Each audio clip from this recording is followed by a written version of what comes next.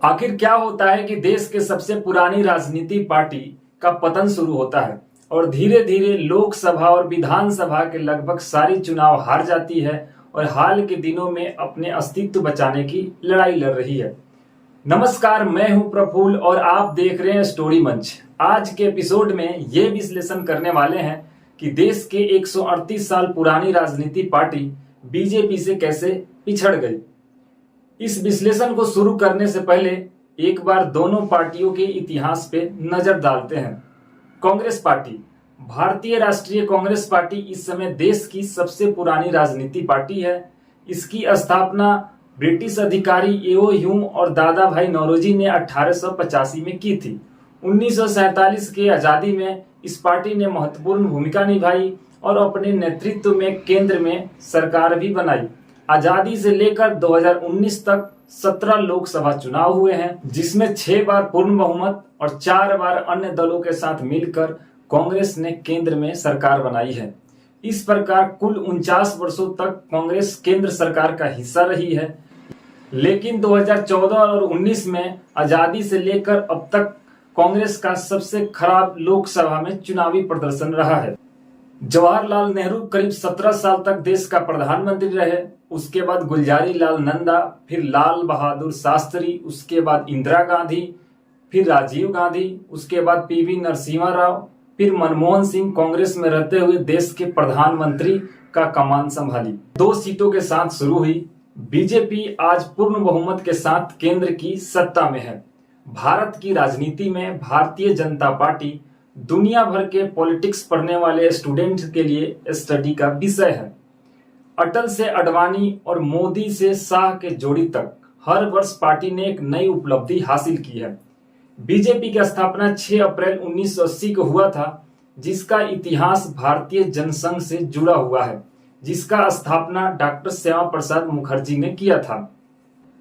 पाकिस्तान और बांग्लादेश के अल्पसंख्यक हिंदुओं पर कथित अत्याचार पर भारत के चुप रहने पर जवाहरलाल नेहरू मंत्रिमंडल से श्यामा प्रसाद मुखर्जी ने इस्तीफा दे दिया और जनसंघ की स्थापना की। 5 मुख्य कारण हैं जिसके वजह से पिछले कुछ वर्षों में कांग्रेस का पतन हुआ है।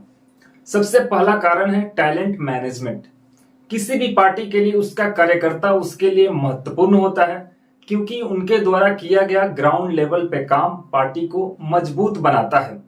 इसीलिए पार्टी कार्यकर्ताओं को उनके क्षमता के हिसाब से जिम्मेदारी मिलनी चाहिए, जो हाल के दिनों में कांग्रेस कार्यकर्ताओं के बीच बैलेंस बनाने में नाकाम रही है, जिसके वजह से पार्टी के कई महत्वपूर्ण नेता पार्टी को छोड़ के चले गए, जैसे ज्योतिरादित्य सिंधिया, जितिन प्रसाद, गुलाम नबी आजाद, कपिल सिब्बल और आरपीएन सिंह।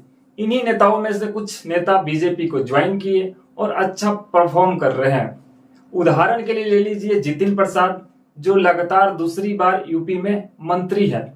इससे यह साफ होता है कि कांग्रेस अपने कार्यकर्ताओं को अच्छे से मैनेज और अच्छे जगह पर यूज नहीं कर पा रही है। दूसरा मुख्य कारण है लीडरशिप इश्यूज।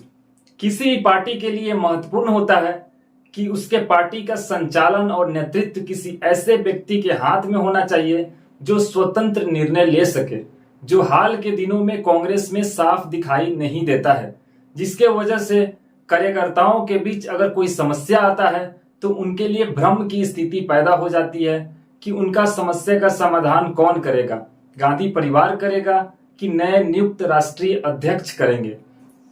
तीसरा मुख्य कारण है lack of decision. Congress party ऐसे लोगों को टिकट देती है जो कई बार चुनाव हार चुके होते हैं। मूलतः इन लोगों में मतदाता का कोई इंटरेस्ट नहीं होता है। इससे साफ होता है कि पार्टी के पास उपलब्ध डेटा पर्याप्त नहीं है या उन्हें अच्छे तरीके से यूज नहीं किया जा रहा है। पार्टी केवल कार्यकर्ताओं के माध्यम से जनता का मूड भांपती है और उम्मीदवारों के बीच टिकट का वितरण कर देती है। यही कारण है कि कोई भी राजनीति पार्टी चुनाव रणनीतिकारों को काम पे रख रही है और इससे कांग्रेस को सीख लेने की जरूरत है। चौथा मुख्य कारण है कम्युनिकेशन एंड मैसेज। कम्युनिकेशन किसी भी राजनीतिक दल के लिए महत्वपूर्ण होता है, क्योंकि हम जानते हैं राजनीति पूरी तरह से परसेप्शन बेस्ड है, जहां कांग्रेस अपनी कोई भी बात जनता तक अच्छे तरीके से नहीं पहुंचा पाती है। जस्ट इसके विपरीत भारतीय जनता पार्टी हर एक प्लेटफॉर्म का उपयोग अच्छे से कर रही है, जैसे social media, print media, outdoor advertisement etc। इसीलिए एक हिंदी में कहावत है, जो दिखता है वही बिकता है। पांचवा मुख्य कारण है फंडिंग।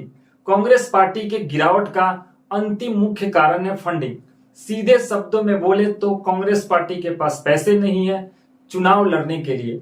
एक इफेक्टिव कैंपेन और चुनाव जीतने के लिए मनी पावर की आवश्यकता होती है, जो कांग्रेस के पास नहीं है।